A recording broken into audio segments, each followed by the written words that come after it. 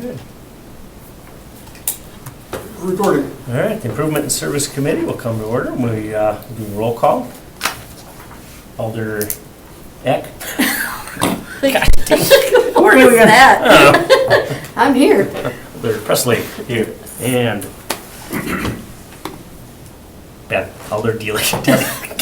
Wow. Here, I'm not goofing. I'm having some problems here. Oh, boy. Okay, Little we are all stress. present. I'm here too. Can I have approval of the agenda? Motion to approve. Motion by Second. Alder Dealey, second by Alder Eck to approve and changes. Those in favor? Aye. Aye. That passes. Approval of the minutes. Motion to approve. Alder Presley, second by Alder Delaney. Any changes there? Those in favor? Aye. Aye. All right, passes. Regular business. Number one, consideration with possible action on request by Alder Presley to conduct a streetlight study on Wisconsin Avenue, previously held at the February 26, 2025 Improvement Service Committee meeting. Who'd like it first? We can take it. All right. Included in your packet, we've got a graphic showing where there is an existing power pole on Wisconsin Avenue. That's where the streetlight would be located. Additionally, it's showing the location of the existing streetlights in red along East Shore Drive. Our standard spacing for residential streetlights, I believe, is 400, 300 feet? Was that? Yeah, it's right around 300. 300 feet. I believe the spacing between, it's only 250 feet, Wisconsin Avenue itself is only 250 feet long, if I remember correctly. From the streetlight at the intersection of East Shore and Wisconsin to the proposed location of the streetlight is only 165 feet. Staff did go out and talk to two of the three residents who were impacted by this. Two of the three residents are in favor of the streetlight. Understand, we as staff, because this does not meet the streetlight spacing requirements that are part of our policy, we cannot actively support this.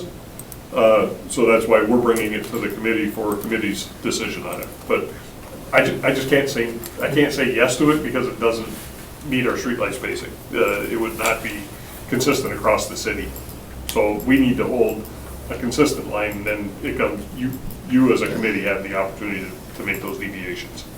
Thank you. Alder Eck, unless you listen to the Alder of the district, you can go first. Oh, I just wanted to ask, so basically what you're saying, sorry, I can't just ask you a question. Basically what you're saying is, the request is for more light than what our current Policy would be, standards. correct. Okay. Yeah, Good question. Alder Presley. thank you, Chair. Yeah, I've been out there at night on the request of the constituent who asked. I went out there during the night and it is very dark. It is, with the street light existing there being across the street, it doesn't shine a lot of light into that area. There are four houses. It is it looks like from the map, one of the longer streets there. The ones adjacent to it have the street light on the same side of the street. I don't know how much that matters, but I mean, if the constituent who came to me, and he's here if he wants to speak, I do. is in favor of it, and his neighbors are in favor of it. I want to be in favor of it as well. So I don't think it hurts, and I think it might help. And it was their request. What's that? It was their request to have this. Yes. Okay. I make a motion to open the floor. Motion by Alder Eck to open the floor, second by Alder Delaney. Those in favor? Aye. All right. Floor's open. Name and address, sir. Hi, Mark Mitch, 2603 East Shore Drive, and I would be the resident number 3. I was at work, so, and I'm also in favor of it since I requested it. It's not really, I think the assessment from the traffic study was that it was for the residents and not traffic. So I don't know if you can see the map of East Shore. The yard waste is southwest of that light. So I've been out there 25 years, so you'll just have to believe what I say. Anyone coming from the west who misses that entrance takes a left onto Wisconsin, and then they use our driveways to turn around and go back. It's all well and good during the day, but at night, they're trying to turn around a truck hauling a trailer that's full of yard stuff. It's ridiculous. I mean, we could be this far apart at the end of Wisconsin, you couldn't see me. It's also at the end of, in fall, when it gets dark at 4 o'clock p.m., everybody's in a mad dash to get to the yard waste before it closes. Then it's traffic up and down Wisconsin again, so I actually believe it is a traffic issue, especially at night, because sometimes people do this funny wide turn about halfway down Wisconsin where they're on my neighbor's yard, on my yard, on my neighbor's yard, on my yard. They do that business where I think if they could see the driveways a little bit more clearly, they would just use our driveways. I don't have a problem with that. It's kind of what it's for. So I don't know if you have any questions. Okay. So I'm just trying to clarify here, because it sounds like maybe two issues. Is there not enough lighting for the entrance for the yard waste? No, everybody just goes too fast and they miss the entrance. Okay, all right, You could put a flashing light out there, they're still gonna miss it. okay, thank you. Any other questions? All right. Thank you. Sure. Anybody else? Thanks for entertaining this. Yeah, yeah. Everybody's online, all right. Motion to close the floor? Motion by Alderette, close the floor, second by Alder Lee, those in favor? Aye. Right. Floor is closed. What's your wishes? Motion to approve. He didn't wait for, No? Sure. You didn't really care. Ah, it's for the town. It's like, hello. Leaving us early, that'll teach everybody out there. I can rant now. You already waited 2 hours. I was gonna say, he waited so long and then. Gotta see it through to the end. All right. All right, motion by Alder Presley, second by Alder Lee to approve. Any discussion on that? Those in favor? Aye. Opposed? All right. That carries on the council. And as there's nobody here to listen, but as Alder mentioned in our first meeting, everything here goes to council next week. We recommend it, and the council takes it up for the final decision. So, number 2, consideration with possible action on a request by Department of Public Works to enter into a routine bridge maintenance and operations agreement between the city and the Wisconsin Department of Transportation for state fiscal year 2025. Actually, that is a typo, so we would ask you to amend. Oh. That would be state fiscal 26. Makes sense. This is, as the name of the agenda item implies, this is a routine item that we take up every year. There are 3 lift bridges in the downtown, the Ray Nitschke Memorial Bridge, the Bart Starr Memorial Bridge, and the Don A. Tillman Memorial Bridge. And Nitschke is owned by the city. The other 2 bridges are owned by the state. So with operations and maintenance, we work collaboratively with the Wisconsin Department of Transportation. They will do some maintenance work on our bridges, and we provide traffic control on their 2 bridges during routine maintenance operations out there. So this is just simply an agreement between the 2 governmental entities documenting that we are working collaboratively and establishing the reimbursement for that. So staff does recommend approval. Motion to approve with the amendment of the year 2026. Motion by Alder second by Alder Lee. Any discussion? Those in favor? Aye. That passes. Number 3, consideration with possible action on request by University of Wisconsin Board of Regents to install an ALPR flock camera on the southeast intersection right-of-way in Nicolay Road and Mahone Creek, subject to the execution of a hold harmless agreement and submittal of appropriate insurance, and to authorize the mayor and city clerk to sign the agreement. So the flock camera is essentially the same license plate reader cameras that the police department uses.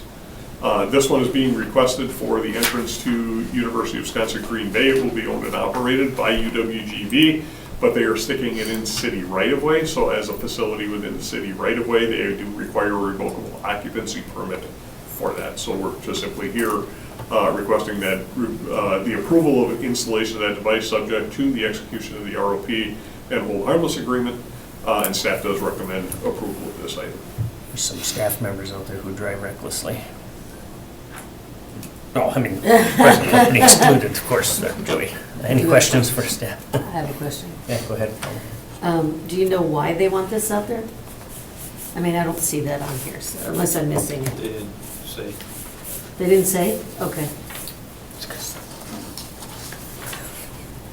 All right, any other questions, or, well, entertain a motion? Motion to approve. Motion to approve. I'll second. Alder Esley, Esley. Second Alder by Esley. Alder Lee, Esley, Elvis Presley.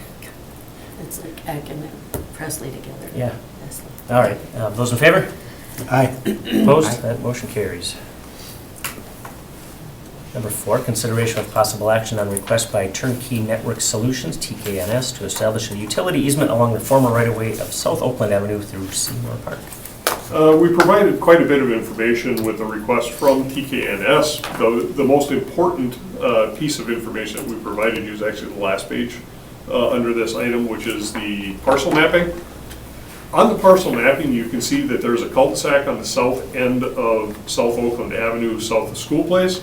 And then there's a gap in the road, or a gap in South Oakland Avenue that picks up again at Seymour Court heading south.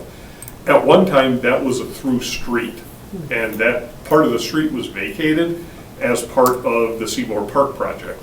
There are other utilities which existed prior to the vacation of the street, which lie within the old street right-of-way. TKNS is doing a fiber optic upgrade, so it's a new utility, so they are not grandfathered in. We realized during that request that there is not an established utilities corridor there, so we did reach out to the Parks Department. They agree that the former right-of-way is the appropriate place for that. We just need to go forward and establish a utility easement along the former right-of-way. So although the request originally came from TKNS, this will wind up being a recorded utility easement that will be available to other utilities for their purposes in that location. All right, fair enough. Motion to approve. Motion by Alder Rack. Second. Second by Alder Lee. Discussion, those in favor? Aye. Aye. That passes. Number 5, consideration with possible action on request by Safner Trust to enter into a developer's agreement for the installation of pavement and all utilities related to the development of parcel 6H-1247-3. And I'm going to rely a little bit on Assistant Director Burnett for this, because he is the one who deals with most of our developers agreements. I think Safner is a newer developer we've not worked with. Basically what it is there was Pine Acres was the old subdivision up there. And these folks that own 3 of the lots there, what they're doing is they're breaking off 2 of the lots, making standard residential lots out of them. They're gonna have one larger home back in there. But to do that, we need to complete the cul-de-sac, extend the roadway roughly 150 feet, extend the sewer water, and then place a street light. And that's what the developer's agreement will be, is they'll construct that and then dedicate it over to the city. So it's like a small subdivision. The actual developer's agreement is the same vehicle that we've used for subdivisions historically. So Assistant Director Burnett has been working with this developer in negotiating that developer's agreement, and we're comfortable with this. Staff does recommend approval. I don't see a map, so I'm not sure. I know, I think you just described it, but the parcel 6H1247-3. Essentially, if you take Lafayette off of Campbell Glow, I believe it is, and take that all the way to the east, where it dead ends, Okay. that's where the new cul-de-sac will be. All right. Motion to approve. Second. Motion by Alder Rack, second by Alder Delete to approve. Any discussion? Those in favor? Aye. Aye. That passes. Number 6, consideration with possible action on request by Department of Public Works to approve a pilot program for full sanitary sewer lateral replacement during street reconstruction projects in areas known I&I or capacity issues. So when we do a reconstruct street, we take that opportunity to relay the sanitary sewer and storm sewer laterals from the point of connection at the main to the property line or into the terrace if there's sidewalk. It benefits the lateral from the point of connection all the way back to the home is the financial responsibility and the ownership of the property owner. So we do the replacement within to get it outside of the street, because it's better for the city that if something were to happen during the life of that street. We just built a new street that's expected to last at least 35 years. So we don't want to leave old infrastructure under the street. So we historically have brought that outside of the pavement into the terrace or to the right-of-way if there's no sidewalk. We don't touch that piece going from the right-of-way back to the home. That is 100% the responsibility of the property owner. We have, and it's not we, the city, collectively as as an industry, as municipalities, we're all facing this issue. As that infrastructure ages, your lateral gets cracks in it, the joints separate, and water, rainfall, is able to infiltrate into that. So there's infiltration and inflow, which is I&I, okay? Clear water gets into the sanitary sewer, gets into the pipe, eventually makes its way down to the treatment plant, and they are treating clean water. I&I is not a good thing for the plant, it's not a good thing for us, because we're paying for that as sanitary sewer rates, okay? So it's in the city's best interest to help limit or eliminate I&I. However, trying to get residents on board with that sometimes is challenging because it can be expensive. So what the Utilities Division is proposing is on reconstruct streets. We are going to send out, and we've got a sample letter included in the packet. The city will be offering to replace the residential lateral to the home instead of to the right-of-way in areas where we have known I&I issues as a means to limit or eliminate I&I, okay? We're looking at this in areas that we already know about. We're not ready to roll it out citywide as a standard, which is why we're requesting the opportunity to try a pilot project to see how that will work.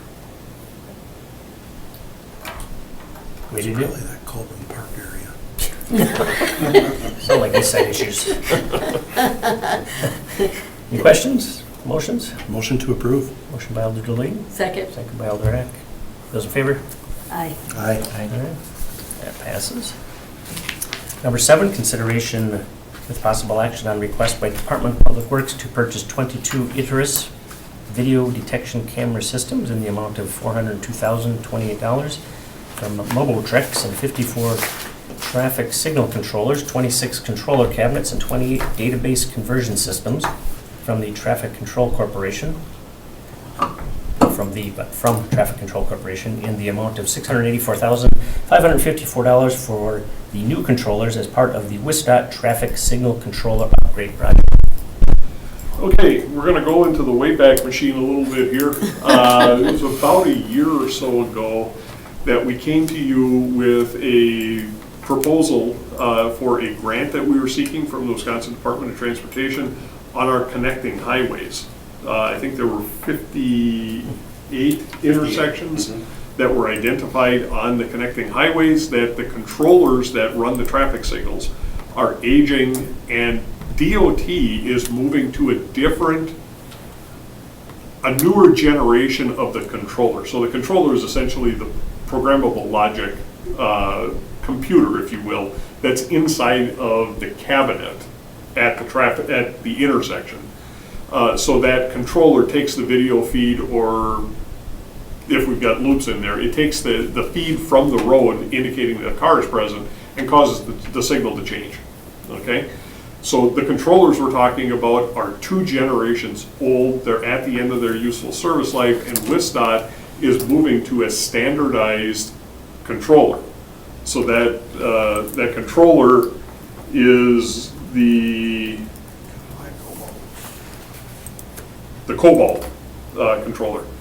So DOT wants those Cobalt controllers on their highways, and a connecting highway is a state trunk highway, but it's under our jurisdiction within the corporate city limits. So they are requesting we move that. We're actually looking at conversion of our non-DOT signals. There's 102 signalized intersections in the city, so this will handle the first 58 of them. As we're rebuilding signals, we are going to Cobalts at ours as well, and then we're going to be looking at a capital project over the next couple of years to get the remaining controllers and make that conversion to Cobalts. Okay, so the Cobalt controller, it's not like an electrical panel in your house where you can simply add or subtract a circuit by putting a circuit breaker in there. When you build the controller cabinet, the PLC and some of the hardware, all that's kind of integrated into the cabinet. So when you want to change the controller, if the architecture of the cabinet won't support it, you actually have to replace the cabinet at the same time. So that's the cabinet and controllers and some of that other hardware. Then the Iteris cameras are the ones that are up on the pole that look down. So what it does, the camera doesn't, it has a capability, we don't have a recording device. So we don't record our traffic cameras. all it does is it's looking at a specific point on the pavement, and the traffic engineer draws out where it wants the camera to, because the camera's got a wide field of vision, we actually draw a rectangle on the pavement with the camera. And it looks at that, and if a vehicle enters that, if you're watching on the controller hardware, on a computer, you actually see the box turn red. And it says, oh, there's a car here. It sends a signal off to the controller, says there's a car here, we gotta change the signal, and that's how it works. The cameras, likewise, do have a useful life to them. The ones that we put in on Military Avenue in 2010 are already beyond their service life. So we've got some older cameras than that. We've looked at a number of different ones over the years. This ITIRS-based system, again, is what DOT uses. It's what we have determined based on installation and use of a variety of other camera systems over the years that we recommend using. So we're recommending going with that ITIRS. There are some sole source forms I believe that we may have included in there because when we have specific hardware we're looking for whatever reason, we do want to utilize that hardware. The Wayback Machine, this does tie into that grant we got from WISTOT, so we're going to make the initial capital investment starting with July 1st. That's the beginning of fiscal 26 for the Department of Transportation. We will then be able to seek the first round of reimbursement from them, and this is a 90-10 cost share. The overall project cost is $1,125,000, and our outlay is $125,000 for over $1 million worth of equipment. So it's a good deal for the city. So all we're looking to do is to purchase the equipment up front. Then we'll start getting to work on the replacement. This entire project is going to take us into 2026. So in July of 2026, we'll make the second request for reimbursement. Do you have a question on that? Just to clarify, I think a correction, because you said the total cost would be 1,000, or 1,125,000. $1,250,000. It's, yeah, but you had said the 90% number, I just wanted to clarify. Yes. Yeah. Excellent. Questions? Motion? Motion to approve. Motion by Alderich to approve. Second. Second by Alder Delay. Discussion. Those in favor? Aye. All right, passes. Number 8, consideration with possible action on request by Department of Public Works Operations Division to purchase one Bobcat UW56 toolcat off the Sourcewell contract number 040329-CEC for $76,769.09, 2 Erskine snow blowers for $7,954 each, and 2 Erskine V plows for $3,000 each off the Minnesota State Contract 24691 from Bobcat Plus for a net total $98,677.09, which includes delivery, setup, warranty, and operator training. So this is equipment that was included as part of our capital program, which was previously approved by the county council. This is simply the request to expend those funds that you had previously approved. All equipment was sourced off of government services contract. So the Bobcat itself came off of the Sourcewell contract here in Wisconsin. The snow blowers and V-plows were able to leverage a Minnesota state contract, so that's why we went with that one to get the lowest prices. So staff is recommending approval of the expenditure. What are your wishes? Motion to approve. Motion by Alderich. Second. Alder Presley can have this. All right. Second by Alder Presley. Okay, so discussion. Those in favor? Aye. All right, that passes. And the next one. Cameras are turning That's on. why the cameras are He's here. getting up. There's motion. There's motion. This is all on you, Chris. Number 9, consideration with possible action on request by Department of Public Works to adopt a resolution to increase parking rates in public parking ramps during the 2025 NFL draft from $1 an hour to $12 a day maximum to $2 an hour, $24 a day maximum. Okay, as we identified in the staff report, parking in downtown is limited, especially in times of high demand. And this special event, the 2025 NFL Draft, is going to create additional demand. With that demand, extra assistance for parking patrons, extra enforcement, security, and monitoring through the ramps is going to be necessary due to that higher than expected traffic. As parking is a special revenue fund, we have to cover our own expenses. We take no tax levy.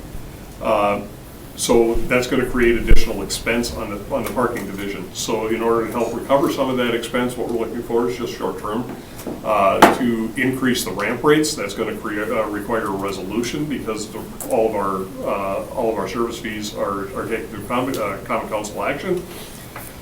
We did look at a variety of different options, including spreading that out beyond just the hourly parking and the ramps to include increases in meter rates and things of that nature. The problem is because our meters are not just Passport, they also accept coin. We would have to change the coin option as well, and that requires physically opening the meter mechanism and reprogramming each and every meter for 3 days, then going back and reprogramming them back. So the juice was not worth the squeeze on the meters. So we're going to leave the meters alone. What we're asking is just to increase the rates for hourly parking in the ramp. This will have no impact on those who park, our regular parking patrons who utilize monthly parking rates with a Prox card, because the card will continue to swipe, and we've already got that set up on a monthly rate, so that won't impact at all. This will simply be for hourly parking during the time of the draft. And again, we're not going to get rich on this. It's 3 days. So what we're looking to do is just simply to help absorb some of that extra cost that we're going to expend with staff. And if I could add, the other thing that we are wondering or speculating at the staff level for parking division is, are the ramps really going to fill up or not? Because we've never had this type of activity in Green Bay at the NFL draft, and Lord knows when we'd have it again. So we have no experience with it.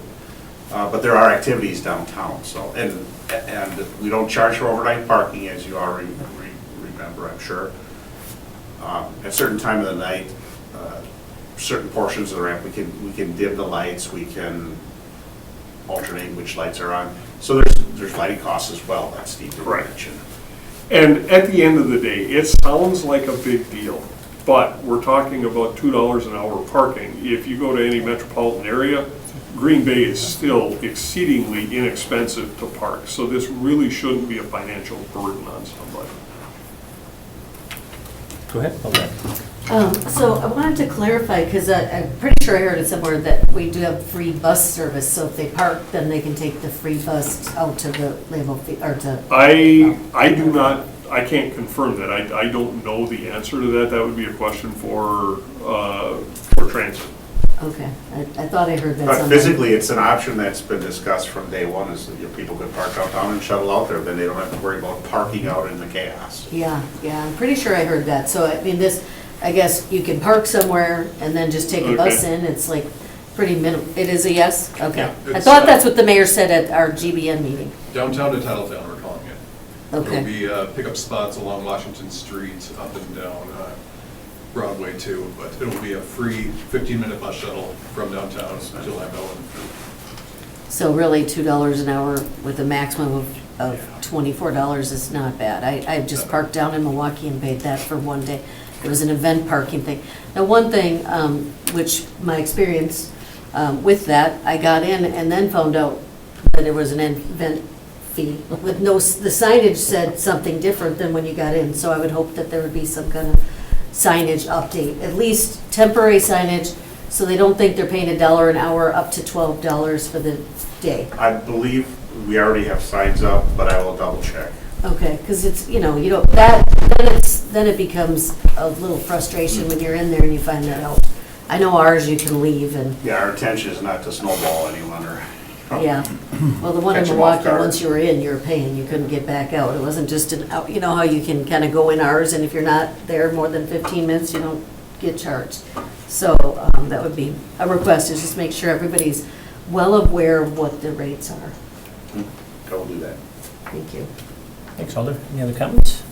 Yeah, this is still quite the bargain. I mean, you can park anywhere near the stadium, you're gonna pay 4, 8, 10 times that easily. So this is a pretty nice thing to offer. I don't want to take business away from my district, but it's they'll have enough. I think they'll have enough. I think 50 is a lot, though. This is a good idea. Great. Any motions? Motion to Anything else? approve. Motion by Alder Dolly to approve. I'll second that. Motion by Alder Presley. Those in favor? Aye. Aye. All right, that passes.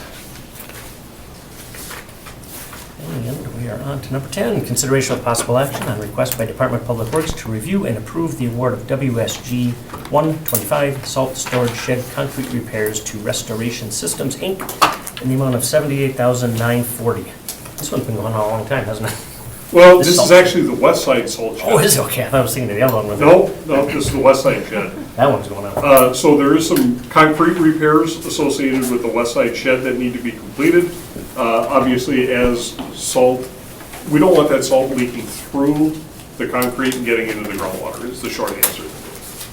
So we did put that out for bid. 5 bids received. Low responsible bidder was Restoration Systems at the price of $78,940. The high bid was actually IEI Contractors at $191,560. So more than, about 2.5 times. So we were very pleased. We've had a lot of experience working with Restoration Systems, so the staff was happy with the bid and recommends award. Questions, motions? Motion to approve. Motion by Alder Dolly to approve. Second? Second by Alder Heck. Discussion, those in favor? Aye. Aye. All right, that passes. Number 11, report the award of contract ramps 225 Pine Street, PT repairs to Sycon in the amount of $238,998. Okay, and I apologize for this. We did not include a copy of the bid summary, but we did bid this out. This was one that we wanted to get this moving, get the contract documents executed. And this fell into that time period because we had the election at the beginning of April, so we did seek that approval authority, which you recommended to the Common Council. The council did grant to us. So we did have, if I remember, there were 6 or 7 bidders on this. More bidders on the ramp repairs, the PT repairs than we've had in the last several years. So it was definitely a favorable bidding environment. And to get the contract with Sycon, and I am going to have to, okay, it is in here, $238,998. That money is in the capital program for the parking division, so we do have the funds to cover that. Staff made the award, so we're just simply here reporting out to you that we did make the award. So motion to Raising the prices receive on and parking. place. Should cover that. That's true. Yeah. Raise the price on parking for 3 days? That'll cover $238,998. I made a motion to Motion receive by and Alder place Heck, on file. or to receive and place on file. Second. Second by Alder Dolly. Those in favor? Aye. Aye. That carries. These are all reports as well. Yeah, 12, another report granting licenses, sidewalk builders, there's a whole bunch of them there. Read I it at used your to- leisure. I used to read them all. I'm not reading them all. That's a lot. Motion to approve. Oh, receive and place on file. Oh, motion to receive and place on file. Second. Yeah, particular. Okay. Well, I know that we need that, right? Yes, receive Because and it place was on file. rewarded. Motion by Alder Dolly, second by Alder Heck. You are correct. Those in favor? Aye. Aye. Those are approved. 13, consideration of possible action on request by Department of Public Works to approve the award of contract asphalt paving 2025 to MCC Inc. in the amount of $745,179.80. So this is one of our annual paving contracts, was bid out. 2 bidders, which there's really only 2 asphalt bidders in our location. So the fact that we got bids back from both of them, we were happy with. MCC out of Appleton is the low bidder. And if I remember correctly, when we took a look back at what we got the contract versus what we had identified in the CIP, this was a very favorable contract as well. So we just hit a sweet spot on some of the bidding earlier this year, so. Good, good, good. Questions, motion? Motion to approve. Motion to approve by Alder Heck, second by Alder Presley. The discussion, those in favor? Aye. All right, it's approved. Number 14, consideration with possible action on a request by Department of Public Works to approve the award of contract pavement repair 2025 to Martel Construction in the amount of $1,871,967.50. This pavement repair contract is primarily concrete work, and most often it has to do with utility cuts. So if somebody has to cut through a concrete street to put fiber optic in, or to replace a sewer lateral, or any number of things like that, we complete the permanent pavement repair, and then we invoice that back to whoever took out the excavation permit. So out of this $1.9 million contract, I would estimate over 90% of that is actually billed out to other parties. Then we also use this if there is a cracked or faulted pavement that's causing driver issues in some part of town. So if we're on Cherry Street and we notice that there's a crack that's causing problems for people, or if we've had an insurance claim that it caused a blown tire someplace, that's also the contract that we use, and that's the other 10% of the contract becomes a city cost. I think we've got about $250,000 worth of that work that's built into our CIP every year. So we did go out for bid. We received 3 bids, which many years on this concrete repair, we've only received single bids. So we're back to getting 3 bids. Jim and I have been talking, Assistant Director Burnett and I have been talking about that. We do think that some of the bids we've seen recently reflect the downturn in private construction work. Contractors who have stopped bidding on public work are now coming back to the fold because the private work has dried up a little bit. Martel Construction did our projects for years, and about 3 or 4 years ago, they moved out and stopped bidding on public projects, and we're doing almost exclusively private contract work. So to have them back, it's a contractor we know, it's a contractor we trust, it's a local contractor here in Green Bay.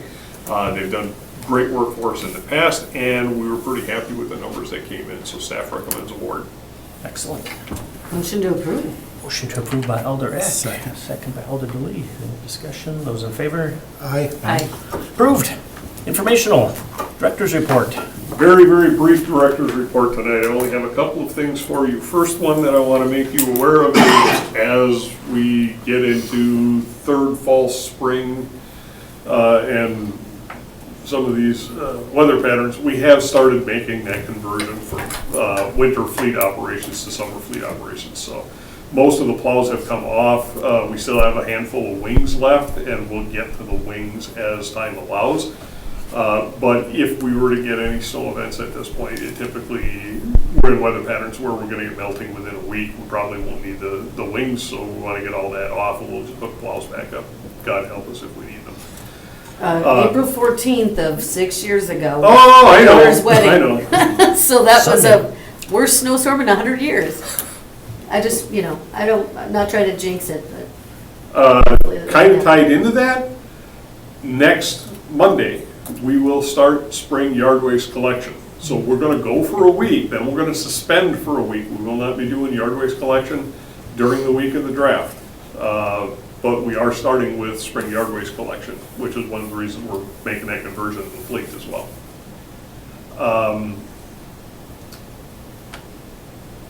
With the draft, just a quick report on DPW operations during that. Assistant Director Anderson identified that there are some volunteer opportunities for people with parks-related issues during draft week. Administration here at the city has opened that up to city employees. So you go out to Bay Beach, you very well may have an engineering employee operating the rides. Okay, so we're opening our schedule up a little bit to allow employees to assist and help out with putting on city-sponsored activities during the draft. With that, with Operations Division, I had a meeting with Operations Manager Pirlot a couple of weeks ago, and I wanted to formulate a plan where we could provide the best service we could to the community and to the visitors coming here, especially during those 3 days of the draft. Understandably, moving into that area, especially the area from 9th to Lombardy and Ashland to 41, including the John Muir neighborhood, that's going to get really, really tight. during the draft. So we're gonna have limited ability, which is why we requested to move the garbage collection days, do the swaps. We would like to get in with staff and do some loose litter pickup if there's stuff blowing around in the neighborhoods or people are dropping in the terraces and things of that nature. Street sweeping, all that fun stuff. And then we also want to make sure we get in and do street sweeping, because with the extra traffic, we're going to have more grit. There's going to be in the gutters that we don't want getting into our storm sewer, so I want to get the street sweepers in there.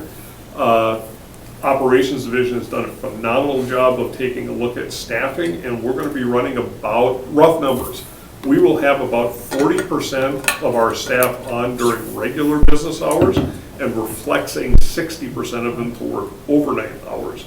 So when people are sleeping, when the draft is over and the streets are quiet, we're bringing everything that we've got in, and we're going to hit the areas that have the highest population, the highest draft populations. So primarily that area in the stadium district, and then again through the downtown where a lot of programming is going in to do some of that cleanup activity. I think I saw on the sign-up sheet, Chris was signed up for the street sweeper.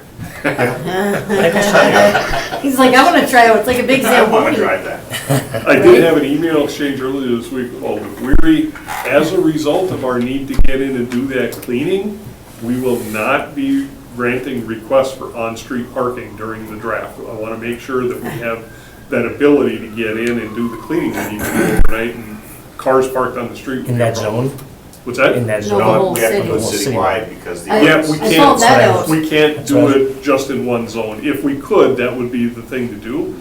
So if somebody has a standing allowance that the committee and the council has previously granted, that will be honored. But we will not take new requests during the draft. I think you might see some issues where people have people in town, they don't live maybe anywhere near it, and they, I'll just call and you can park on the street. And they have no idea. Luckily, Well, how would they know if to you, call? if you, I wanna- I'd say luckily, I'm happy to take these calls and see these people emails or the complaint request form, the GB services questions. A lot of people have been asking, what's the parking plan? So we've been able to Okay. share that as That's well good. as, public information. So And people that's on are the actually website. thinking about it, and so we're happy to share the information. Good, good. That is-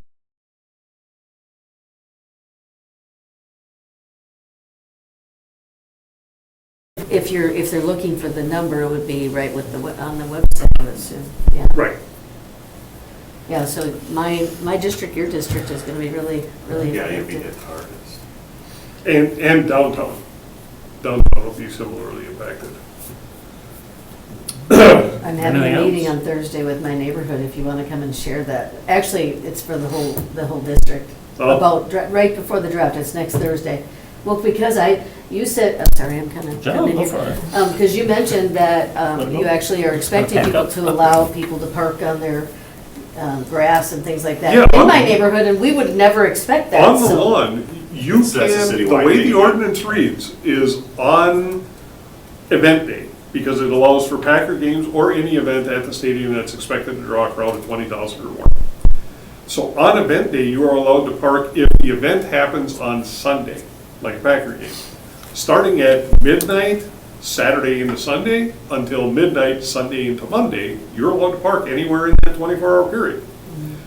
The event starts on Thursday, so midnight Wednesday into Thursday, Thursday into Friday, Friday into Saturday, and Saturday into Sunday, based on when the events are.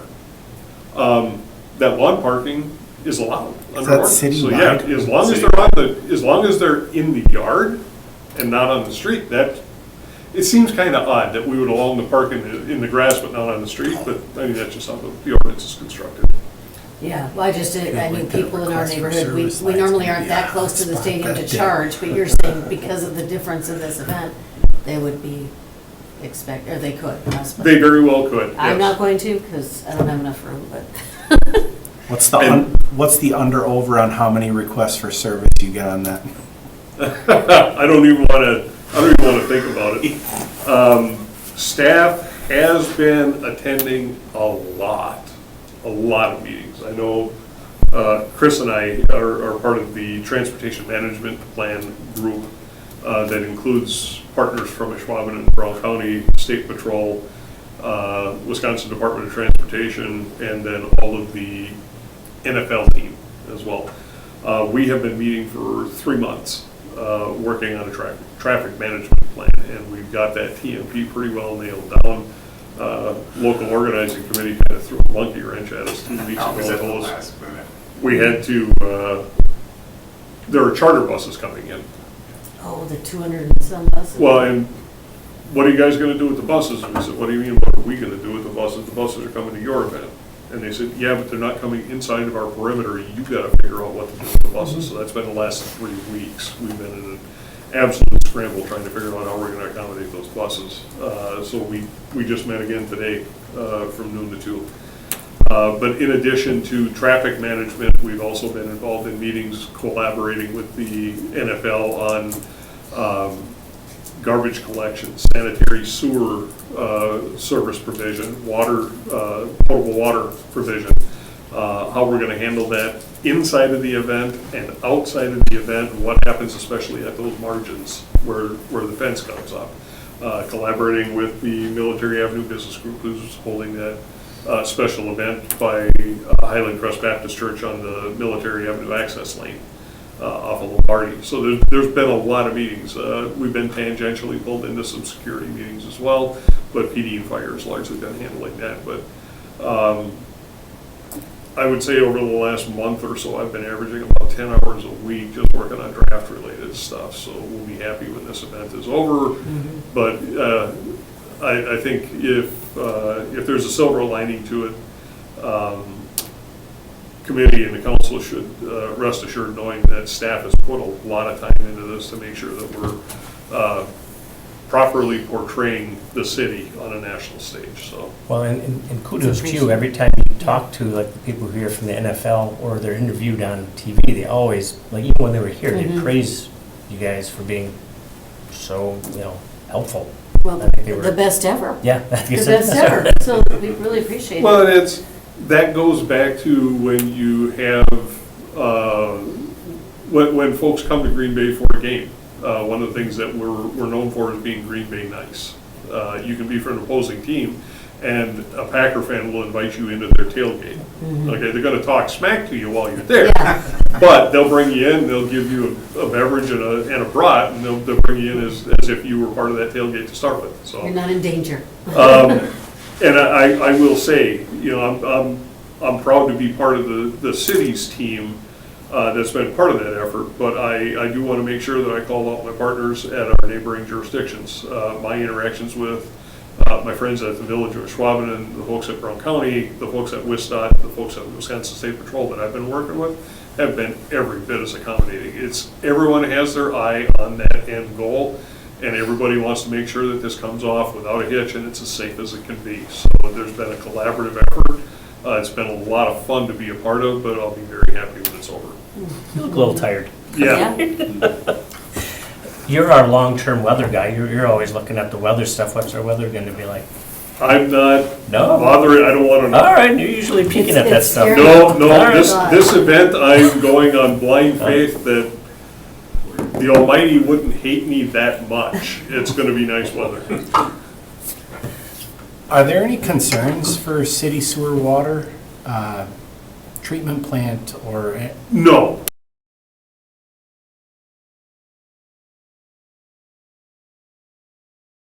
The ability of the plant to be able to handle the flow. Relative to our facilities at the stadium, we have an extremely large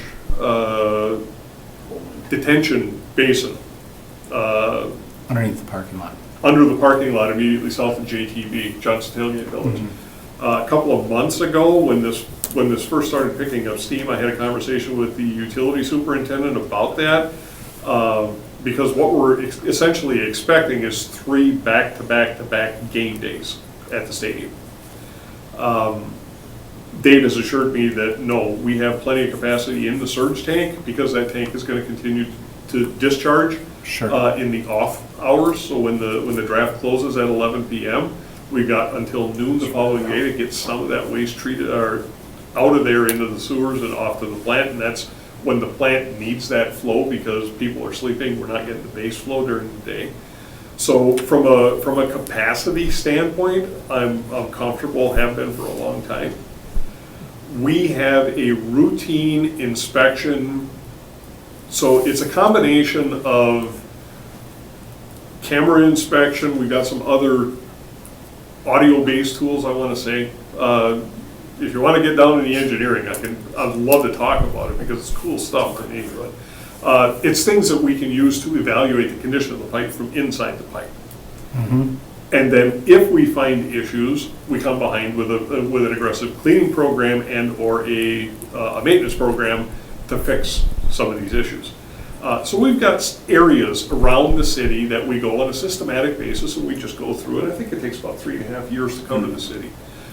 So we had areas picked out for 2025, and when this all came up, without me asking, my utilities group took the initiative and they said, okay, we were planning on being over there this year, but we're going over here. And they have been hitting that area near the stadium and downstream from the stadium to ensure that we don't have any notes during the draft. So they've been pretty aggressive with that already. And the village of Ashwaubenon likewise has gone through and done some special cleaning immediately downstream of the stadium district to make sure that they are ready. So there's actually been a lot of work going into that. Is that ball? No, When you're the talking- ball is what water utility uses. That has kind of like a transmitter inside of it. So what we have, one of the other tools that we use quite a bit is called an SL rat. So what you do is you run the camera through a pipe segment, and based on the material the pipe's constructed of and the condition of the pipe that you see with the camera, after you do the televising so you can see physically what it looks like, then you set the SL rat up on either end, and it uses radio waves, and you get a signal back from it, kind of like radar if you want to think of it That's that a way. LiDAR, I think, or it's the same thing, a little different. So you do that with a clean pipe, you do it with a partially obstructed pipe and a fully obstructed pipe, so you know what each of those conditions look like. Then you set the SL rat up at an unknown location, observe the signal, and if it comes back with a clean signal, you know the pipe is clean, you don't have to stick a camera in there, you move on to the next. If it comes back partially obstructed, we drop a camera in, okay, what's the problem, and we fix it. Comes back fully obstructed, the first thing we do is we just call for the jetter truck, and they come out there and we jet first, then we televise, then we run the SL rat again, it comes back with a clean signal, off to the next. So because you can eliminate clean pipes in a rapid manner, it helps us move a lot faster than we did periodically, or previously. And if And you're that's- going on Jeopardy, SL rat stands for Sewer Line Rapid Assessment Tool. Yes. Oh, okay, Do you so remember what, that? Yeah. I was So thinking, remember that for you when know, you're it on. was because rats go into, you know, No. sort of. Engineers get so excited about the most interesting things, they get like really animated too. It's, The rat. that's, Sewer line That's rat, the and Teenage engineering Mutant nerds. Ninja Turtles are gonna show up. but we admit it, we're happy That's about it, good. we own it. Well, you Awesome. know, somebody's gotta do it. 3 questions for you. Shoot. That, probably easy ones, I'm hoping. Oneida Street, it's gonna be shut down basically from shadow, no through traffic. There's a persistent rumor out there, for whatever reason, that there's no pedestrian traffic. They're like, no, you'll be able to can't- walk, Well, right now you can't get through there. but you could walk down Oneida and get onto Lombardi and then head to the And get draft. into the. Yes. When Yes. When is that? draft day comes, Yeah. yes, that is correct, you will be able to. Yes. Right now, they've got it hard Because I was there for the games this weekend. Because they're building, they've got Yeah. construction going on. Once that construction is Okay, done and good. the stage is set up, there will be pedestrian lanes that will go all the way from Gross Avenue down to General Admission Gate 1, which is down west of Ridge. Perfect. And then, I get asked quite a bit, will there be garbage receptacles, cans, or porta potties anywhere outside of the draft area? I know for a fact that the Military Avenue event will have some porta potties outside there. The event organizers, C3, have assured me that at entry points to the draft, they will have garbage containers as well. And then that's, Oh, good, yeah. that's one of the reasons that we're staffing at night, is if folks just, they're walking in, walking out to their cars, and they decide to toss it in terrace. We don't want that either, so we're gonna come through and do some litter collection. See, easy questions. Anything else? No? Motion to adjourn. That's next, right? I think we just gotta receive and place this one on file, right? Oh, I'm sorry, receive it, motion to No, receive and place, that took so long, right? No, it didn't. The motion to receive and place on file, Motion to receive and place Alderette. on file. Second by Alder Deli, those in favor? Aye. All right, that passes. Next improvement service meeting, April 30th. No public hearings. Bye, Jesse. All right. Oh, Adjournment's motion to next. adjourn. All right, motion to adjourn, Alderette. Second. Oh, Second by Alder Deli, those in favor? aye. Aye. All right, we're For some adjourned. reason, we didn't want to adjourn.